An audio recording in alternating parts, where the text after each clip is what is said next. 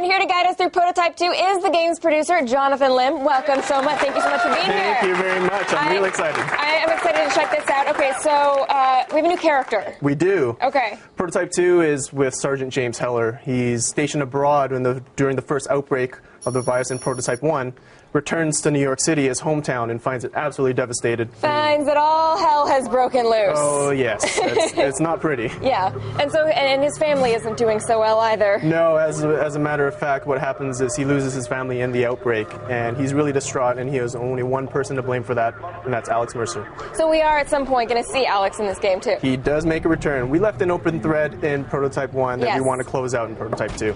Okay, so we have this open world New York City. How do you travel around it and interact in it?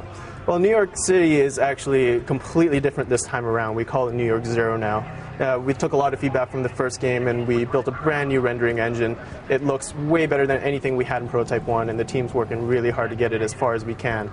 And it's also now split up into 3 zones. We've got the green zone, which is a militarized zone that's on lockdown. We've got the yellow zone, which is a kind of quarantine area, and the red zone, which is Manhattan, but it's completely different. It's all torn apart.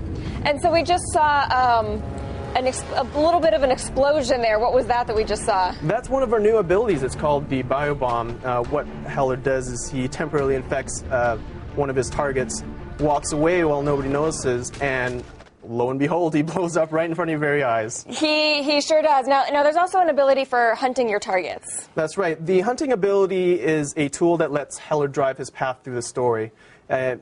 What he does is send out a ping, sort of like sonar, sends it out into the world, sees it bounce off his target, reflects back, and that allows him to pinpoint where the target is in the world. Now, you can also really get around the city in sort of interesting ways. I mean, because that's the problem with the open world game is travel. So how are you traveling around? Well, one of the things that we kept from Prototype 1 is just the crazy, insane, over-the-top locomotion that we had that people just love. There's something really exhilarating about running through, flying, gliding through the world, landing on rooftops. It's quite like no other. And right now I can see that I'm just entering somebody's memory, so is that sort of your, a really good storytelling tool? Yeah, the web of intrigue from Prototype 1 is kept in Prototype 2, and what it does is it allows us to tell pieces of the story that support the main story. So you get to find out little facts about the world, about what's going on with Blackwatch and what's going on with Gentek, and really pieces it all together. And so what are some of his sort of new powers? Well, we've got a lot of the powers that we had from the first game that people love, things like the claws and the blade. But what we have now that we're showing you is going to be the tendrils power. And the tendrils power, I got to let it speak for itself. It's really crazy. What it does is it strings cars and people up and tears things apart. As you see in just a second here, it's pretty exciting. We've got something called the black hole move, which hits the target and then just implodes around it with all sorts of debris that's around that target.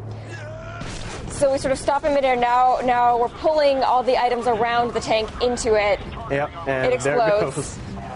That's one way to do it, I guess. Yeah. The great thing about the tendrils is it plays out different every single time. Once the physics take over. This is not a pre-rendered animation. No, not at all. Right. And it looks like we just ripped the turret off of the top of the tank. That's right. That's a new ability we've introduced called weaponization. What it allows you to do is rip off vehicle-mounted weapons, such as the toll launcher that we had in the APC there, and use it for your own.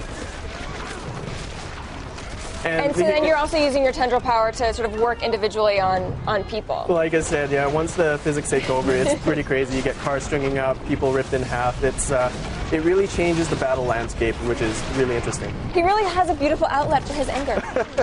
Well, that's the one thing that was great about Prototype 1. It was the game you played when you're really angry and you just wanted to let off some steam because you can do stuff like that. All right, well, I can't wait to check it out. Thank you so much for coming by. Thank you very much.